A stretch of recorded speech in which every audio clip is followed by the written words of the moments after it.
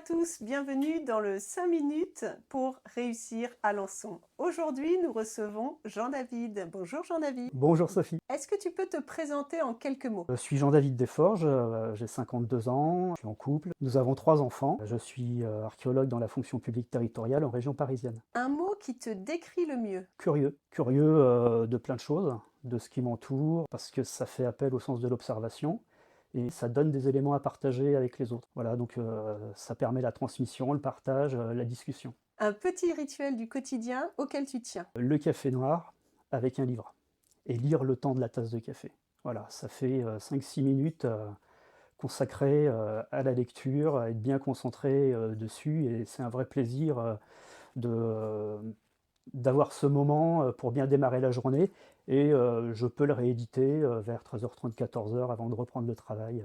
Une chose dans laquelle tu te sens à l'aise. Le partage, c'est-à-dire que je suis souvent donc avec mon métier ou ma passion pour le patrimoine dans des situations où je suis le seul à observer les choses et parfois le dernier.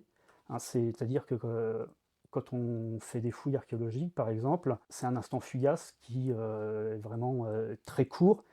On l'enregistre, c'est-à-dire que cet objet matériel devient immatériel, ça devient une information, et cette information, il faut la partager, la transmettre aux contemporains, aux gens dont c'est le patrimoine, et puis aux gens du futur aussi qui liront cette information et dont ce sera aussi le patrimoine. Un défaut que tu assumes complètement. Pointilleux.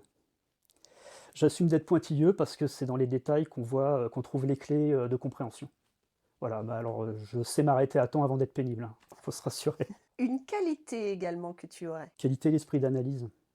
Voilà, ça rejoint le défaut, hein, c'est-à-dire qu'il faut faire quelque chose avec ce qu'on voit, donc c'est utiliser ce que la curiosité, le côté pointilleux fournissent, hein, voilà, ça se rejoint, c'est une mécanique qui est assez indissociable. Un moment récent où tu t'es senti utile. Oui, récemment, j'ai aidé quelqu'un qui avait plein de questions sur des démarches qui étaient faites dans sa commune et qui ne comprenait pas le pourquoi du comment. Donc, bah voilà, j'ai reçu un message où la personne m'a fait part de son inquiétude, m'a donné les éléments, je lui en ai demandé en complément pour bien comprendre de quoi il s'agissait. Et puis, je lui ai expliqué les tenants, les aboutissants, et la personne en fait a été rassurée. Donc, j'ai apporté de la stabilité en utilisant ce que moi je savais, bah, des règlements, de la législation. Voilà, dans une situation qui paraissait produire de l'instabilité, enfin de l'anxiété, voilà. Dans les sujets de la vie locale, lequel te touche le plus personnellement? Le sujet qui me touche le plus, c'est la difficulté à faire en sorte que les habitants s'approprient leur patrimoine et la culture qui peut en découler. Enfin, c'est cette appropriation qui manque, je le trouve dommageable, voire de l'ordre du gaspillage. S'il y avait un petit changement concret que la ville pourrait faire dans ce domaine, ce serait quoi selon toi? Ce serait de varier les décors, c'est-à-dire qu'il y a plein de lieux à exploiter qu'on ne voit pas et qui montreraient que le territoire est étendu et a plusieurs richesses. Voilà, ce serait de varier les plaisirs. Qu'est-ce qui t'a donné envie de t'impliquer pour Alençon? J'ai toujours été impliqué pour Alençon dans le cadre associatif, de manière citoyenne, mais ces dernières années, comme je ne travaille pas à Alençon et que j'ai un regard extérieur du fait de ma profession, eh bien ce regard extérieur fait naître des idées. Pour rendre concrètes ces idées, les mettre en place, bah, il faut s'impliquer d'une autre manière et rejoindre par exemple une équipe municipale. Merci Jean-David pour toutes ces réponses.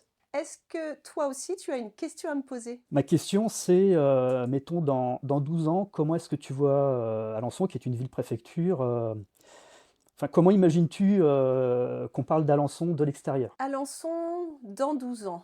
Euh, alors il y a plusieurs choses. Il y a le côté ville-préfecture que tu as mis en avant. Pour travailler régulièrement dans des villes, dans d'autres villes ornaises, quand on parle d'Alençon, on en parle toujours de manière négative et j'en suis malheureuse à chaque fois. J'espère que dans 12 ans, on pourra dire Alençon s'est redynamisé, Alençon devient attractive, Alençon devient touristique même et que les gens aient envie de venir.